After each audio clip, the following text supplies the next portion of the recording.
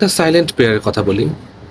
যখন আমাদের হাতে সময় থাকে, আম নিজের কাজকর্ম, চিন্তা, দুশ্চিন্তা এসব কিছু শেষ করে, তো আমার মনে হয় ওই সময় একটা সাইলেন্ট প্রেয়ার করলে কেমন হয়? এই ভিডিওটা যদি আপনার কাছে যেয়ে থাকে, আমি চাইবো আপনি অবশ্যই এটা করবেন। আমি জানি আপনি এই ধরনের মানুষ, আপনি এই কাজগুলো করেন। তারপরেও চাইবো যে আমরা আবারও করি, কনশাসলি করি, ফরমালি করি।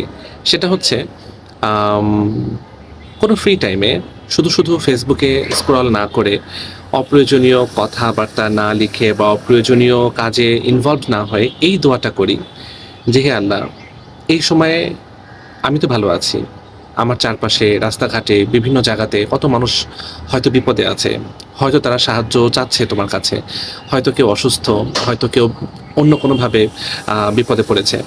তুমি আমাদের মধ্যে থেকে কাউকে উসিলা বানিয়ে তার বিপদে একটু সাহায্য করো না আল্লাহ।